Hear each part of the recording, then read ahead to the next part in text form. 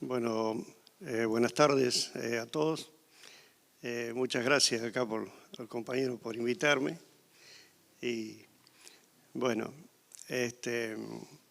yo contarles un poco lo mío del año 82. Yo estaba en la Armada. Yo fui a la Armada de acá, estudié en la Escuela Industrial de Viedma, soy técnico electromecánico, y bueno, el año 81 era un año complicado, falta de trabajo, cosas, y bueno, fui a la Armada.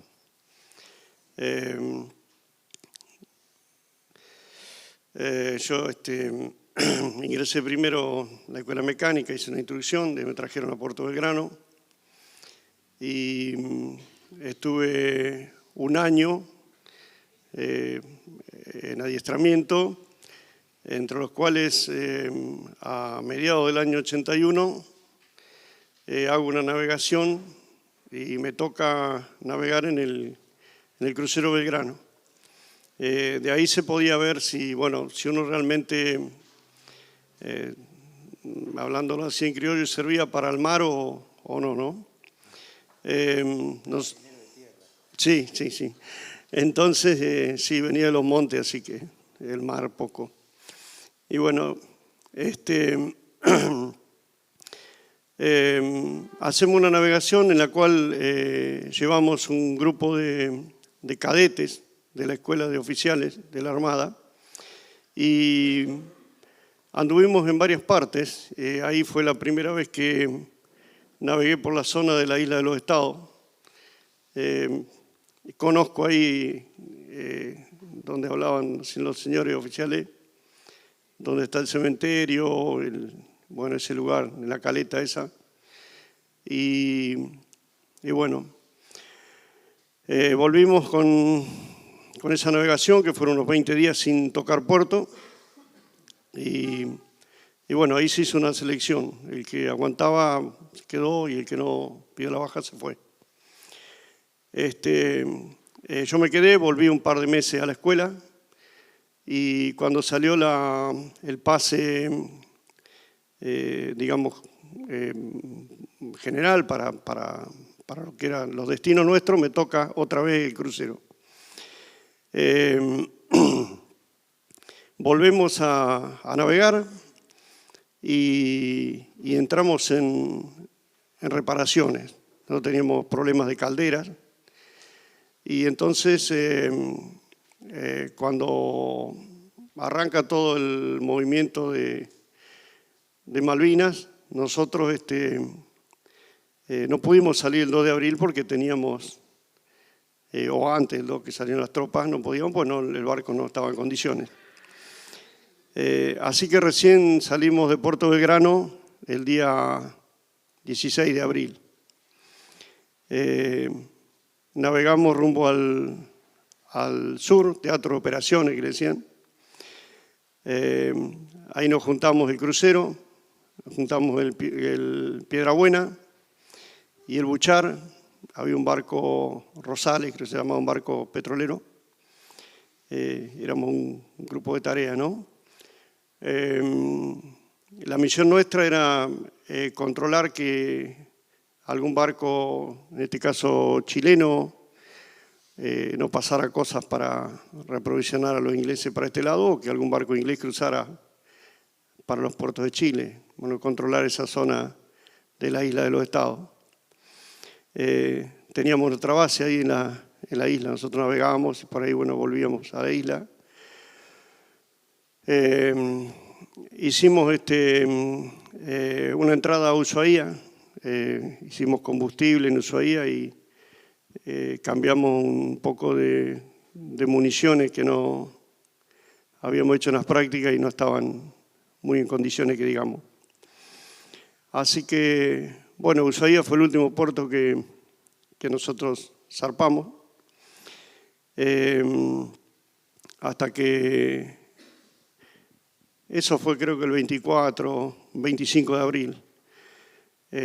Nosotros navegamos y hasta el día 1 de mayo, algo así, iba a haber un ataque hacia la flota, un ataque como pinzas, uno por el norte, otro por el sur. No se pudo hacer porque siempre hay viento en el mar. Bueno, resulta que ese día no había viento y los aviones, para salir del portaaviones, necesitan un cierto viento para despegar. Entonces los aviones no podían despegar, bueno, y quedábamos solos con la amenaza de los buques misilísticos de ellos, los Harrier, en fin, todo. Así que el 2 de mayo nosotros estábamos volviendo a nuestra zona de la isla de los Estados. Habíamos hecho combustible, con el 1 de mayo habíamos hecho combustible en el mar con el petrolero. Ya para ese momento, el día primero, ya el submarino, el Conqueror, ya nos había detectado. Nosotros pasamos esquivando los satélites, o sea, había una forma que pasaba el satélite y el barco salía para otro lado. Siempre pasaba información a alguien sobre nuestras posiciones. Así que nosotros no solamente peleábamos con un ejército como ese de Inglaterra, sino también con muchas partes de la OTAN. Ellos le mandaron tipos de misiles, cosas en la isla de Ascensión que los ingleses no tenían, y contra los aviones las cosas nuestras tenían una buena ventaja. Pero bueno, después la aeronáutica nuestra hizo cosas que ellos no se imaginaban, entonces tuvieron algunos problemas con nosotros también. El caso del crucero, por ejemplo, nosotros no teníamos defensa contra un arma submarina, no teníamos defensa contra el submarino. Los otros dos buques tenían sonar, que es como tener un radar debajo del agua, pero era de corto alcance y bueno, no servía de mucho. El día 2 de mayo nosotros estábamos volviendo, cuando a las 4 de la tarde se produce el ataque. Nosotros hacíamos algo que llamábamos crucero de guerra, que era una guardia que se hacía de 12 a 4, de 4 a 8 y de 8 a 12, así íbamos rotando, ¿no?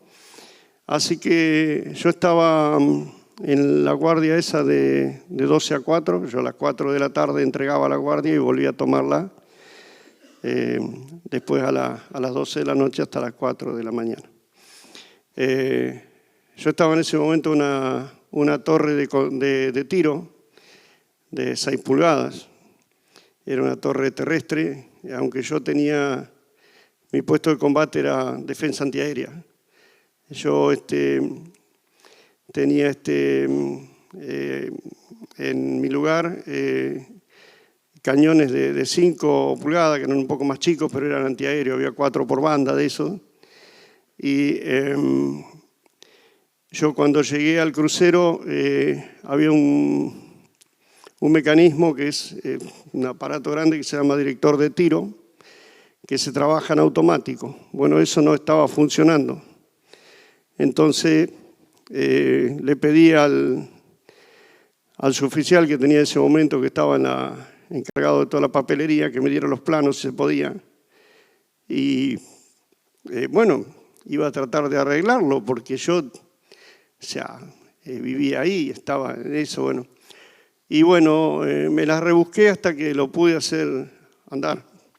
Y hacía muchos años que estaba fuera de servicio, dado por la Armada, no me acuerdo en este momento, había que hacer papeles para que se volviera a poner eso. Bueno, vino gente de Buenos Aires en su momento, se hicieron las prácticas correspondientes, le dieron el alta y bueno, podíamos tirar en automático con ese director de tiro. Pero yo, aparte, a pesar de que éramos 1093 personas, nosotros la tripulación nuestra era de 770, 780, el resto subieron, después embarcaron más gente para la guerra, se reformó varias cosas. No alcanzábamos para cubrir todos los puestos de combate, o sea, cuando te tocaba combate, que es una sirena que toca combate aéreo o terrestre, cada cual cubre su puesto su rol de combate, puesto de combate. Y yo tenía que elegir, tenía prioridades, o iba al terrestre o iba al aéreo, cubría los dos, o sea que no me salvaba de ninguno. Si venía aéreo, iba aéreo, y si venía terrestre, iba terrestre. Si venía los dos, tenía que elegir, ¿no es cierto?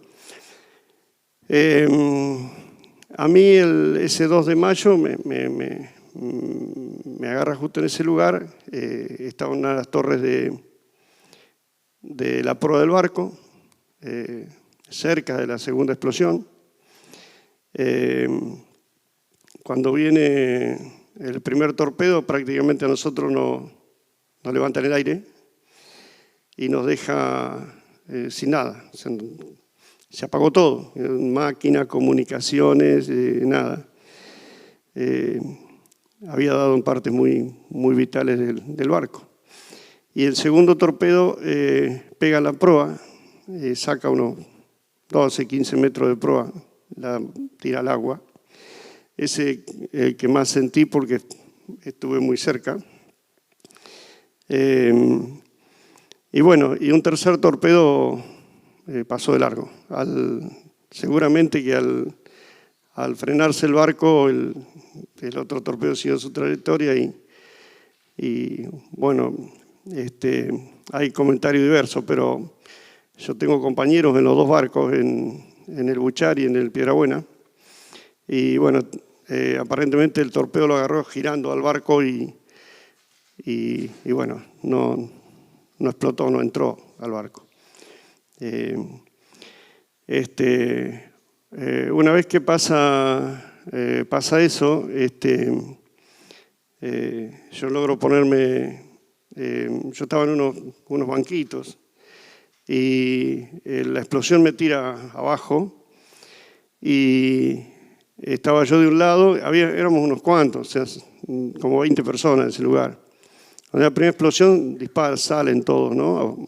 Bueno, pues primero pensaban que eran misiles. Así que justo había unos salvavidas ahí abajo, yo no tenía puesto salvavidas, así que me puse un salvavidas. Salió un conscripto del otro lado, le ayudé a poner el salvavidas, porque teníamos 3 clases de salvavidas. Había unos que eran de corcho, de pecho, así, y había otros que eran de todo el cuerpo, pero tenía un montón de sogas para atarse y a veces no era muy fácil. Entonces, bueno, le ayudo al muchacho aparte yo tenía 20 años, él tenía 19, hacíamos la colimba. Otra de las cosas que yo me había salvado de la colimba. O sea, yo cuando voy a la Armada a rendir por primera vez, le digo, mire, hay una historia, ¿no? Entonces le digo, mire, me voy y busquen otra persona. Fui a rendir como electricista civil a la Armada.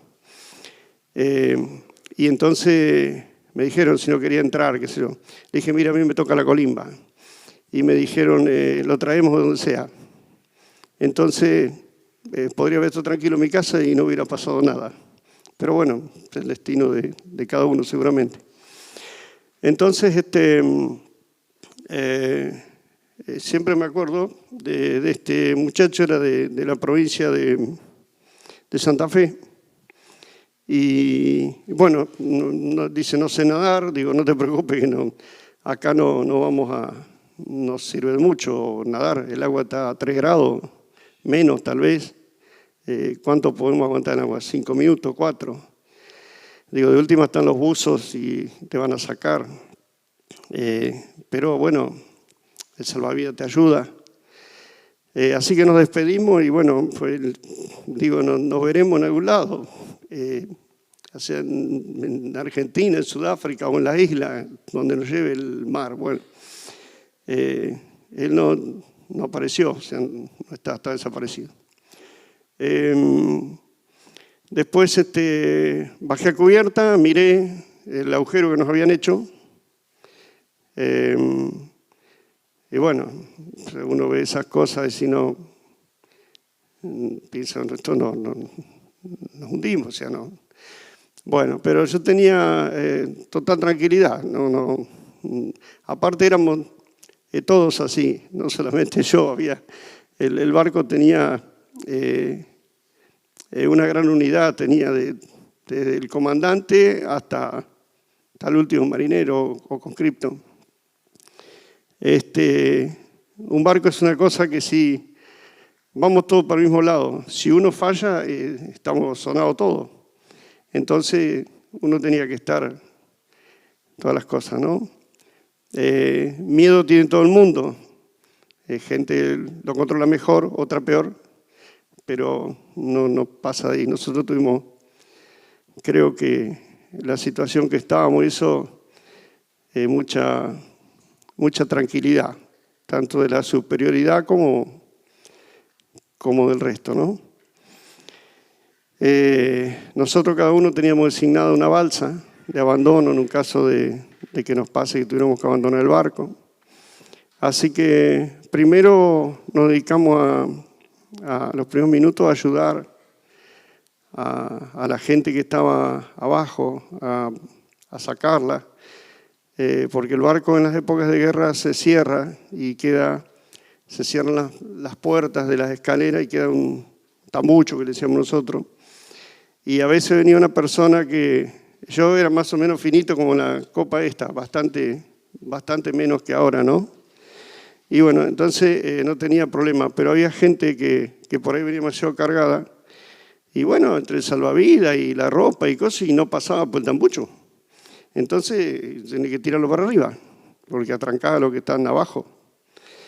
Entonces, bueno, hicimos unas cuantas maniobras de esas y no te das cuenta, o sea, llegó un momento que mirás para el costado y si no hay nadie acá, o sea, el barco se va, estaba el comandante ahí a unos metros con un suboficial, el comandante no se quería tirar al agua, el suboficial lo quería tirar, entonces, bueno,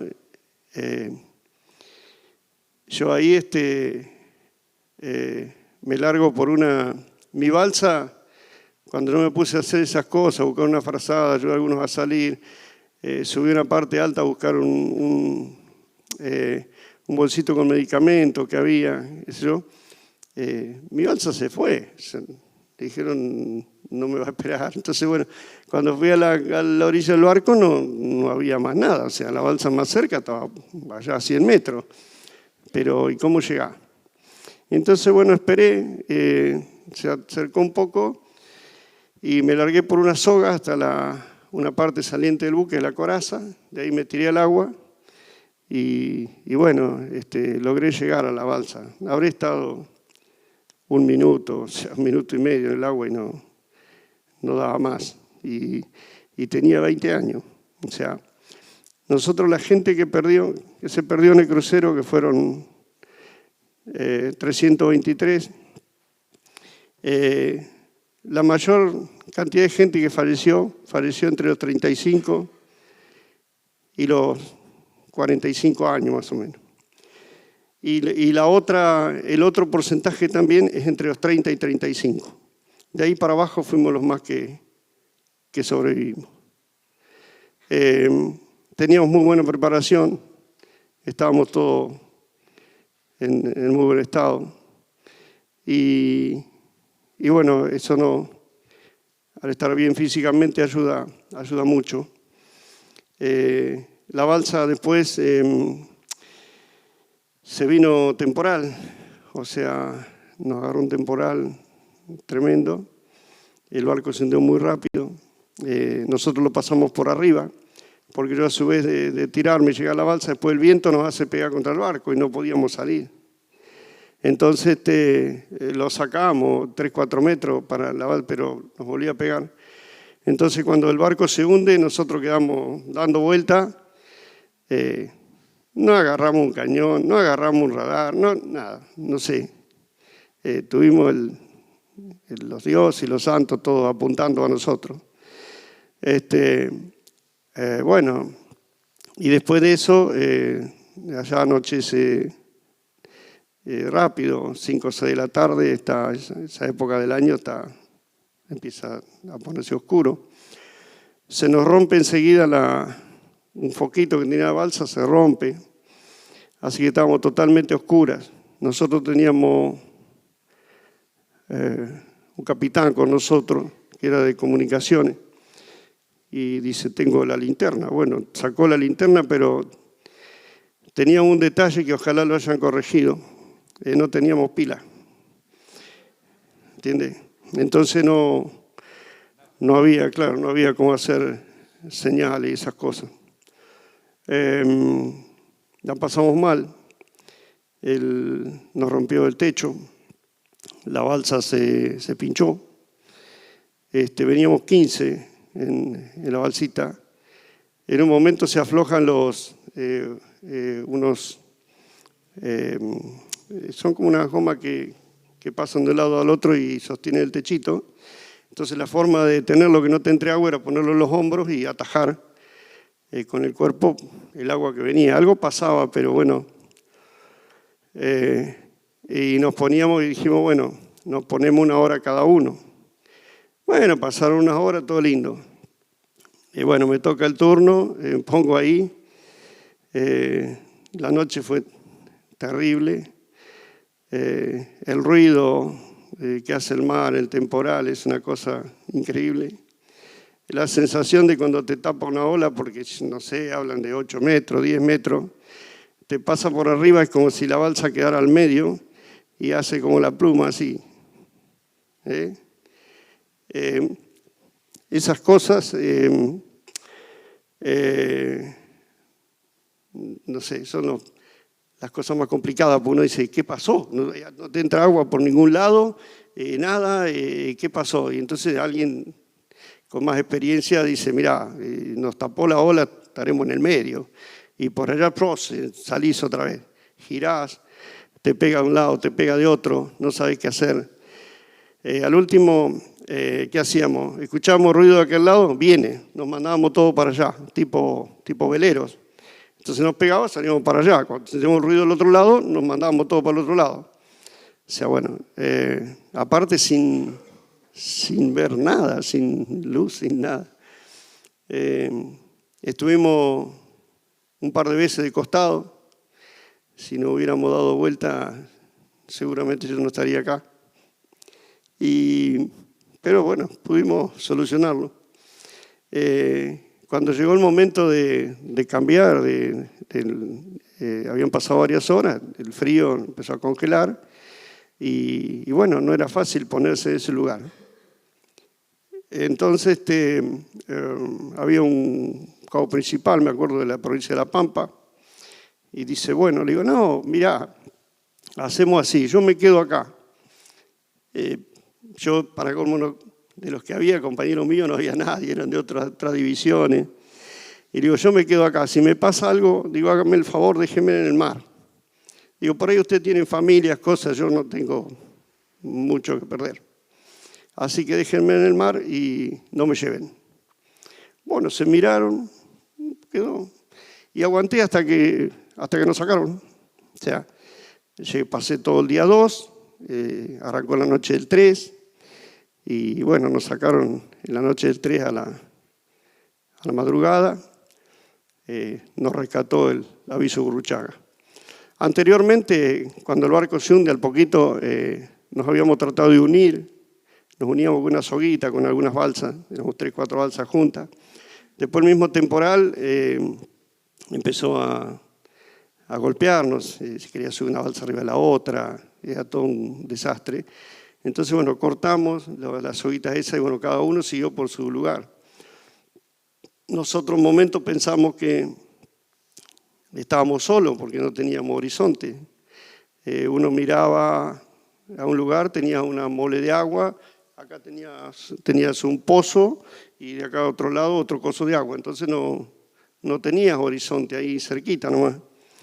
Estaban las balsas, estábamos cerca, capaz que estábamos 50, 100 metros, unas cuantas desparramadas, pero ni ellos nos veían ni nosotros nos veíamos. Entonces, bueno, eso también es bravo. Y está la otra, que también, bueno, el peligro de que te vuelvan a, no sé, a atacar con algo, o bueno, pueden pasar un montón de cosas, ¿no? Y Bueno, tuvimos la suerte de que esa noche empezamos a ver luces, muy congelados, muy mal estábamos. La balsa nuestra no daba más y nosotros, me parece, tampoco. Uno a veces se pone a pensar y sí, tal vez hubiéramos durado 2 horas más, 3 horas más, no mucho más. No podíamos estar mucho más tiempo en la balsa que yo estaba. Teníamos suerte que estaba dividida la balsa, entonces todo este pedazo se rompió todo y quedamos todos en amontonados. O sea que veníamos todos desarmados. Y bueno, nos sacaron, tiraron vino el barco, era el aviso Burruchaga, tiraron es como una escalerita de soga, no es una escalera, es una red, digamos, ¿no? Entonces iban bajándolo como podían, los que podían, y yo quedo al último porque no me podía parar, o sea, yo no tenía movimiento, tenía este movimiento de los hombros, pero codo, esto no se movía. Y las piernas también se me hincharon demasiado y no me podía parar. Habíamos alivianado peso porque habíamos tirado borceguíes, cosas que había, las tiramos para alivianar peso a la balsa. Y entonces había un hombre mayor sentado, mayor. Y digo, bueno, baje, que yo bajo después. Y me dice, no, dice, baje usted, que yo soy el superior. Bueno, y era ese capitán, ¿no?, que decía de la linterna. Lo que pasa es que yo entre la oscuridad no lo había visto cómo era. Él me escuchaba hablar nomás, pero bueno. Bueno, así como pude, me enganché de la red esa y me subieron. Casi me caigo al agua porque no me podía agarrar a ningún lado. No sé cómo hicieron, pero me subieron. Y después, bueno, subió el señor así que quedamos, salimos todos bien. Traíamos un muchacho que estaba bastante afectado por quemadura. Y bueno, hicimos lo que pudimos, no dejarlo dormir. Y bueno, anduvo, ya salió y anduvo bien también. Así que bueno, de ahí ya llegamos nos encontramos con el capitán también lo había levantado ese barquito. Uno se encuentra con algunos conocidos, con algunos amigos. Bueno, de ahí seguimos navegando, nos trajeron a Ushuaia y bueno, de Ushuaia ya nos recibieron ahí, nos dieron ropa, todo, porque yo, por ejemplo, mi ropa no podían sacar, así que bueno, eso se cortó y bueno, quedó ahí. Así que yo cuando salí, lo que me acuerdo, había un montón de ropa ahí, bueno, agarré algunas cosas, me las puse como me quedaban y bueno, bajé con eso hasta que en Ushuaia nos dieron después una ropa, ¿no?, y comida y bueno, y esas cosas. Nosotros en la balsa lo que hicimos fue, tomamos agua después de varias horas. También son cosas de supervivencia, ¿no? Y después tenían unos caramelos con calorías, también eso como para comer, no sé. Eso es lo que teníamos nosotros, después no teníamos mucho más. Tuvimos problemas con la bengala también, no había caso con la bengala. O sea que, nada, sí, estábamos complicados, sí. Pero bueno, la cuestión que pudimos salir. Y de ahí, bueno, la base a la base de Espora y dentro de lo que es las cosas de la Armada, ¿no? Yo seguí en la Armada durante un tiempo más y después, bueno, me fui. Yo tenía un contrato, cumplí mi contrato y bueno, y me fui. Yo pasé también por el taller de óptica y control tiro, era un control tiro. Y después fui el primero de la primera dotación del destructor misilístico Sarandí, que trajeron a Argentina después de la guerra, ¿no? Con respecto también un poco ligado a lo que es Piedrabuena, porque uno navegábamos con uno de los escoltas que llevaba el nombre de justo de esta persona, ¿no? Y después, a ver, un poco también referente a esto, haber estado también en algunos lugares donde este hombre estuvo muchísimo tiempo antes, ¿no? Navegar los mares ahí de Isla de los Estados y toda esa zona no es fácil.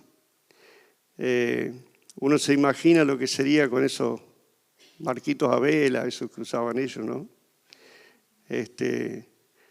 Pero bueno, así que todo un poco relacionado. Y bueno, más o menos eso sería. Después yo estuve muchos años sin nada, me vine a mi pueblo y no pensaba quedarme ahí, o sea, ir a otro lugar. Llegué a mi pueblo y a los 3 días tenía trabajo. Entonces dije, bueno, me dice, para ese momento, dice, y probá, total, si no te gusta, tenés todo el tiempo del mundo. Así que, y bueno, pasaron los años, voy haciendo una cosa, haciendo otra, y bueno, hasta acá llegamos. Sí, bueno.